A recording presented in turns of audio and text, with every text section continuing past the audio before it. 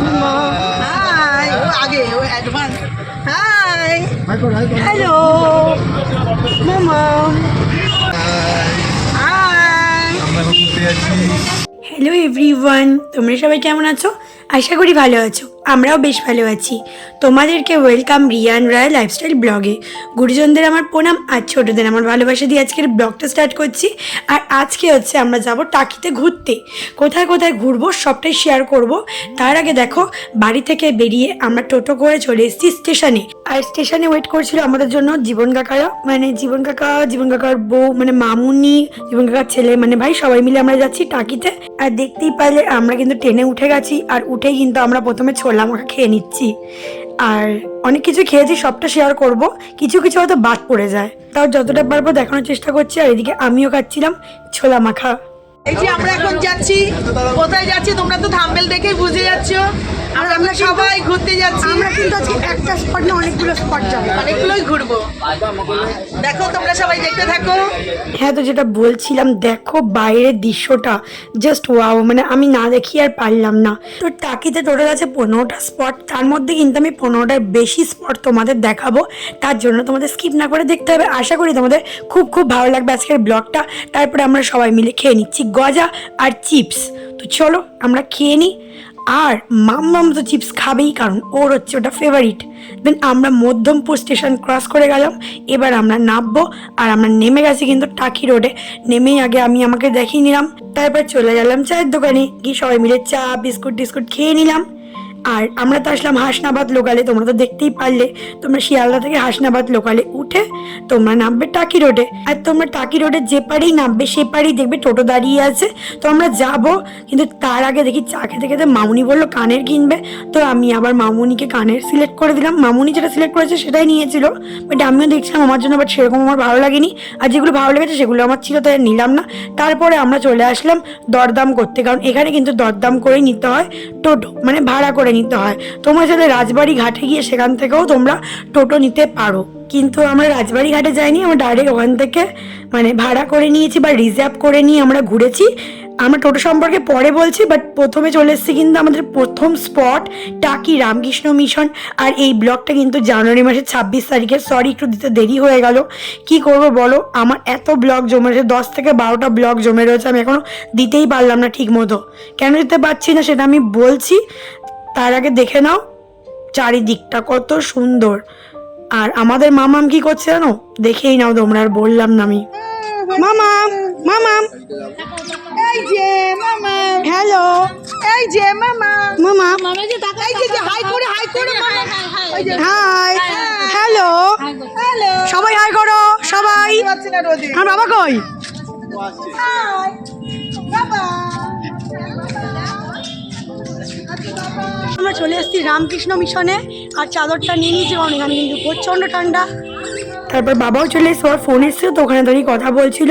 আর এটা হচ্ছে রামকৃষ্ণ মন্দির। তো এখানে একটু ভিডিও করে নিলাম। আর চারিদিকে দেখো কত সুন্দর ফুল ফুটেছে, যেহেতু শীতকাল, তো শীতকালে তো প্রচুর প্রচুর রকমের ফুল দেখা যায়। আর এই দিকটা তো গেস্ট হাউস। আর এই যে মন্দিরের চারিদিকটা আমরা ঘুরছি। আর সামনেই তোমরা দেখতে পেয়েছো টাকি হাই স্কুল, মানে মিশনের ভিতর প্রবেশ করলেই হাই স্কুল দেখতে পারবে। ধর ধর, এই ধর ধর ধর, মামামকে ধর। মামাম আসো, মামাম আসো। আমরা যাচ্ছি গাইস, শুভ, এদিকে বাবা জেঠু, এদিকে পিছনে চলে যাচ্ছে দিদিদের গাড়ি যাচ্ছে আগে। তো চলে এসেছি আমাদের সেকেন্ড স্পটে, টাকি কুলেশ্বরীর কালীবাড়ি।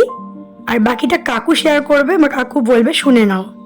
আমরা কোথায় এসেছি? কুলেশ্বরী কালী মন্দির। এটা কি ঐতিহ্য আছে এই মন্দিরটা? এই মন্দিরটা আমাদের যখন শিব পূজা হয়, সেই প্রত্যেক বাড়িতে যে শিবগুলো থাকে বছরের শেষ দিনে চৈত্র মাসে সেই শিবগুলো এইখানে রাখা হয়।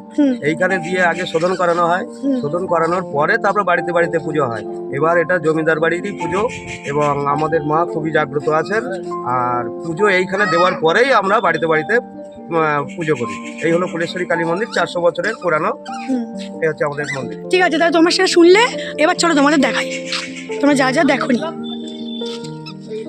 টাকি মহাকালী নাট্য সমাজ, এটা আর এইটা হচ্ছে মন্দির, মন্দিরের কাজ চলছে আপাতত। চলো তোমাদের দেখাই। আর হ্যাঁ, মন্দিরের কাজ চলছে এখন। তো মন্দিরের ভিতর প্রবেশ করছি।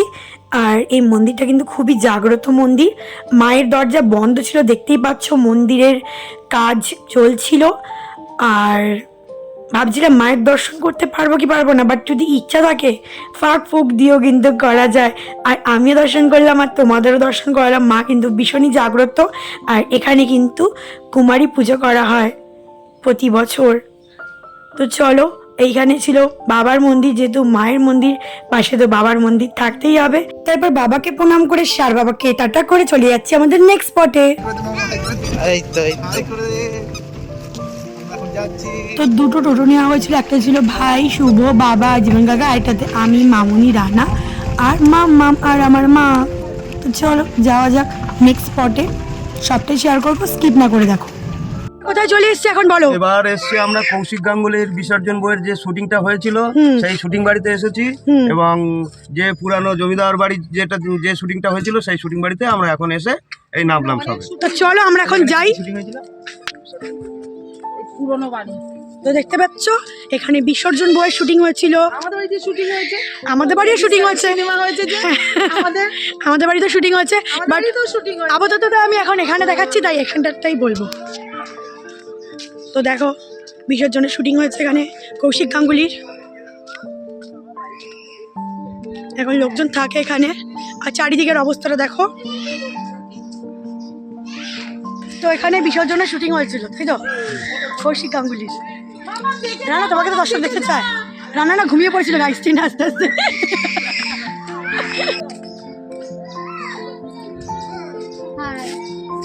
এই যে এখানে কেমন মজা করছে বলো?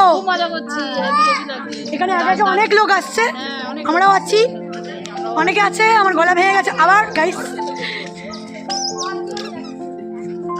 মামাম কই? ও মামাম,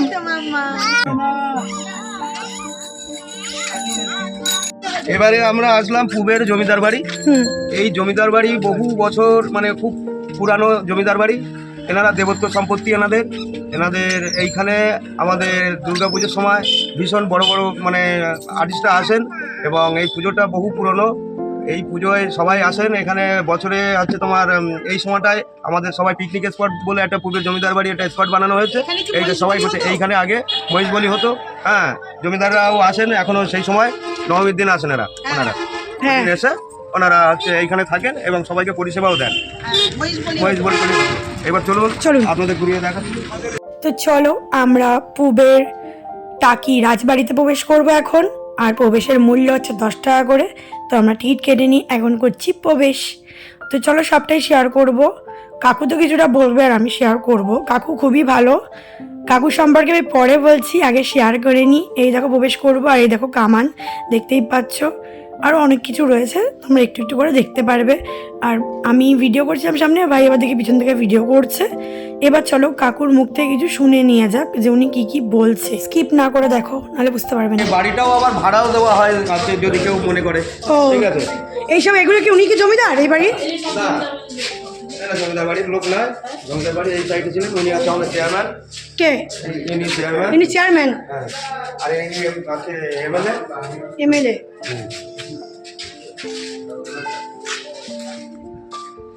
এবার মায়ের ভিডিও ঘর আছে এই সামনে। হ্যাঁ, আপনারা দেখতে পারেন। জমিদার আমলের ড্রেসিং টেবিল আছে। ও, জমিদার আমলের এই যে আলমারি, ড্রেসিং টেবিল, এই যে ড্রেসিং টেবিল। এবার মায়ের হচ্ছে মহেশবলির যে খাড়া। ও, মহেশবলির খাড়া। এই যে মায়ের পুজোটা ওইখানে হয়, ওইখানে পুজো হয়। হ্যাঁ, ওইখানে পুজোটা হয়। আচ্ছা, টিকিটগুলোকে ধরো তো। দুর্গাপুজোর সময়। আচ্ছা। এবং সবাই প্রণাম করে নাও। আচ্ছা, তোমার নেতাজি সুভাষ বসু উনি একবার এখানে বৈঠক করতে এসেছিলেন একটা সময়। আচ্ছা, এখানে দুর্গাপুজোর সময় হয়, একবার বৈঠক করে গেছিল। আরতি হয় সন্ধ্যে 6টায়, টাকি রাজবাড়ি। এটা কিছু বলবি? না, আমি এখন এক্সাইটেড, সব কিছু দেখছি ঘুরে ঘুরে, বেশ সুন্দর লাগছে। সামনে পুকুর টুকুর আরো অনেক কিছু আছে। চলো পুকুরটা দেখাই রাজবাড়ির। রাজবাড়িটা তো এখন একটুখানি খারাপ অবস্থা, মানে অনেক দিনের যেহেতু পুরানো। এখানে বাথরুম যদি কেউ করতে চাও করতে পারো, বাথরুমও রয়েছে। আর এখানে তো খুবই সুন্দর এই পুকুরটা দেখো গাইস। আর সব জায়গায় এখন যেহেতু শীতকাল, ফুল তো হয়েই আছে, যেহেতু গাঁদা ফুল। এই যে পুকুরটা রাজবাড়ি, হ্যাঁ ওয়াও রাজবাড়ি দেখো, এই সাইডটা কি সুন্দর লাগছে।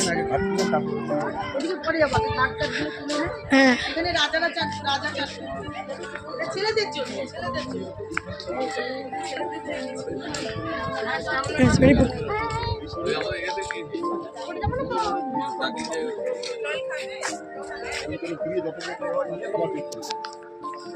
যেসব পুরুষরা চান করবে ওইখানে সব মহিলারা যাবে। মহিলাদের কোথায়? মহিলাদের ওই ঘাট। ও বাবা, মহিলাদের আবার আলাদা ঘাট। যাচ্ছি, ওটা পুরুষদের পুকুর ছিল, এবার যাচ্ছি মহিলাদের পুকুরে।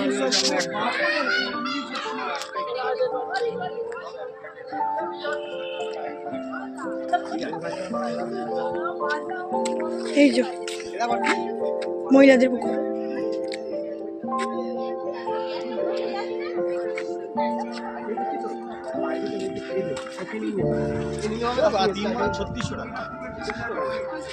আর আমাদের লোকেরা সব এখানে, আর ওখানে সব অন্য লোকেরা গল্প করছে। তারপর আবার আমি আমাকে দেখিয়ে নিলাম, আর মাম্মাম কি করছে দেখো।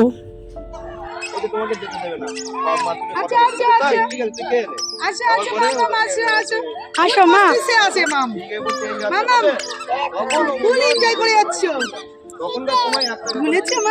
রাজবাড়ির চারিদিকটা দেখো কি সুন্দর, মানে বলে বোঝাতে পারবো না। আর একটা পুকুরে দুটো ঘাট, একটা ছেলেদের ঘাট, একটা মেয়েদের ঘাট।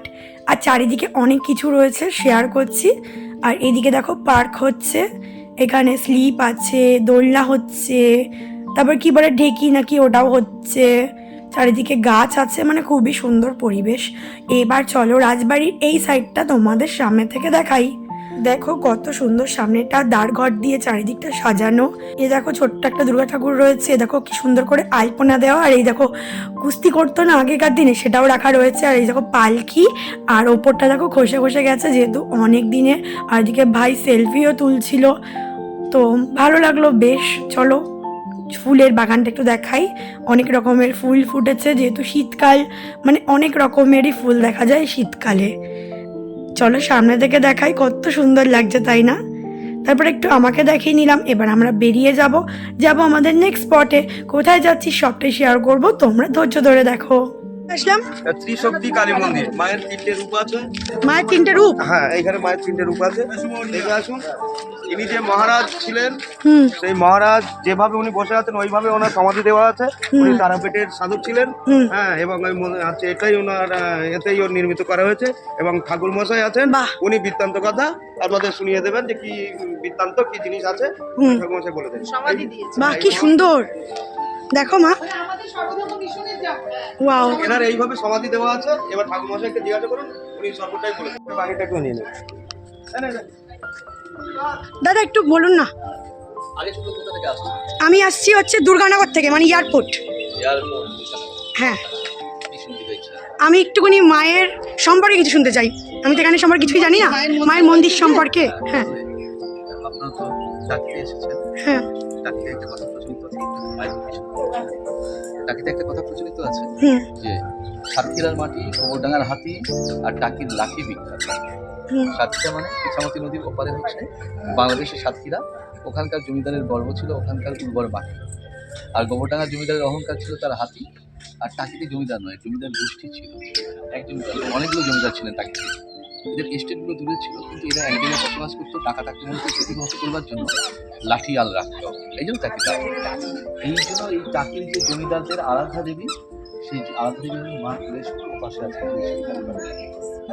ওইখানে সাধন ভজন করতেন সর্বানন্দ গিরি মহারাজ বা সোনা ঠাকুর। তা ওই লোক সমাগমের জন্য সাধন ভজনে বিঘ্ন ঘটতো, সেই জন্য তিনি পার্সোনালি এই জায়গাটা করেছিলেন। এখানে অবসর সময়ে তিনি ওই মেডিটেশন করতেন, ঠিক আছে। 8 বছর মন্দিরটার বয়স, 2 বছর তিনি তত্ত্বাবধান করেন। 6 বছর আগে উনি ব্রহ্মে লীন হন। এইখানে তাকে সমাধিস্থ করা হয়। মূর্তিটা যেভাবে আছে ওই নিচে ওইভাবে বসিয়েই তাকে সমাধিস্থ করা হয়, কারণ উনি ছিলেন মস্ত বড় একজন তন্ত্র সাধক। আমরা দেখেছি তাকে, মা তার ডাকে সারা দিতেন, সারা দিতে দেখেছি। আর এই যে মাঝখানে ইনি হচ্ছেন মা কুলেশ্বরী। মাঝখানে কুলেশ্বরী। ওই যে টাকির জমিদারদের আলাদা বললাম, হ্যাঁ কালী মন্দির। কারণ কি ওইখানে দেখুন মহাদেবের মাথাটা উল্টো দিকে। ও হ্যাঁ এই তো আর আপনাদের বাঁদিকে হচ্ছে নীল সরস্বতী বা ভদ্রকালী। বাদিকে সরস্বতী নবমী বাচ্চারা পড়াশোনা করতে চঞ্চল, আবার ওপাশে হচ্ছে তন্ত্রশাস্ত্রের মোস্ট পাওয়ারফুল দেবী মা বগলা। হ্যাঁ হ্যাঁ আচ্ছা বগলামুখী কবচ বলে যেগুলো, সেগুলো তো বগলা মা। মা বগলা, ঠিক আছে। দেখুন মা বগলার দৃষ্টিটা তিনজন বাঁকা, বাঁকা দৃষ্টি।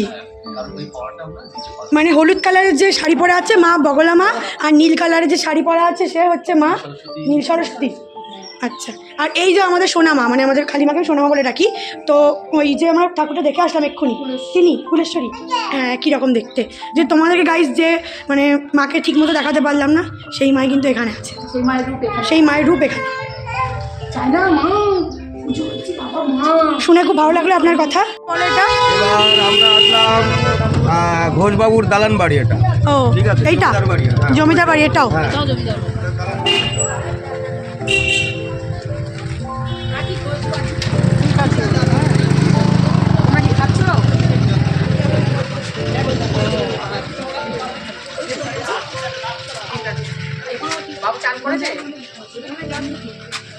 এর টিকিট এর ভিতরে আমরা আর প্রবেশ করিনি, কারণ সেম জিনিসই যেরকম থাকে আর কি। তারপরে চলে আসলাম টাকি মহাশ্মশানে।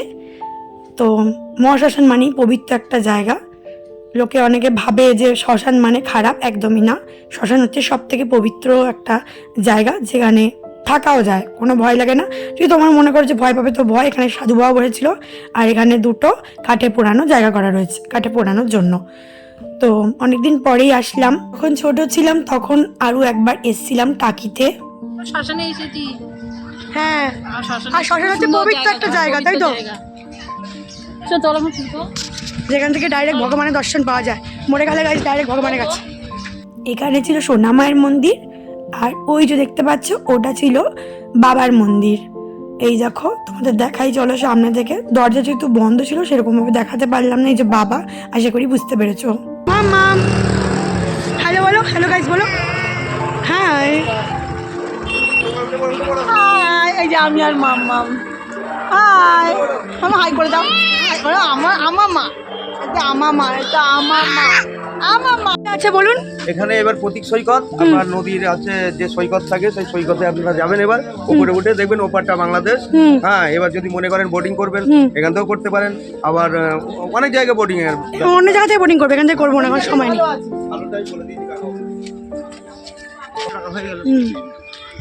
মা যদি সবার হয়ে যায় একটা বোটে তাতে হয়েই গেল। ভাই আমাকে উঠা, এবার মাকে উঠিয়ে দাও।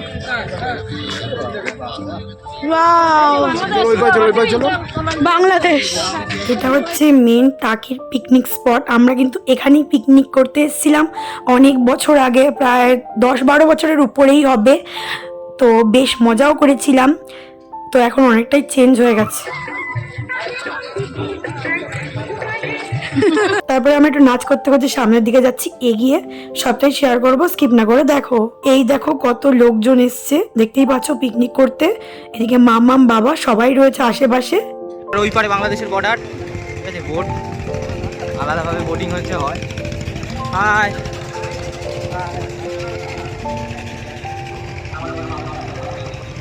হাই রিমোদা, কেমন লাগছে?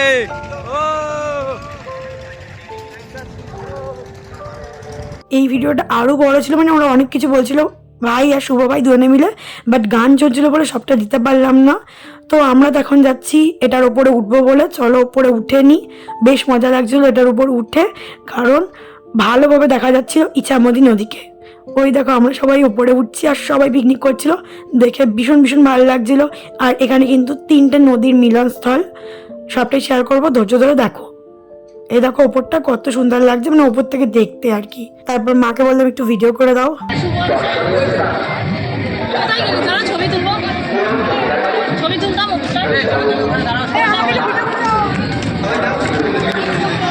দৌড়াচ্ছে, নিমা নাচ কর, নাচ কর, নিমা নাচ কর। শুভ যা, শুভ যা, নাচ কর সবাই, নাচ কর।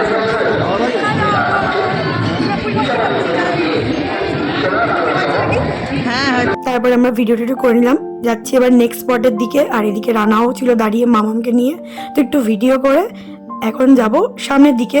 তবে নেক্সট পার্টটা মানে পার্ট 2টা 24 ঘন্টার মধ্যে কিন্তু আমি দিয়ে দেবো।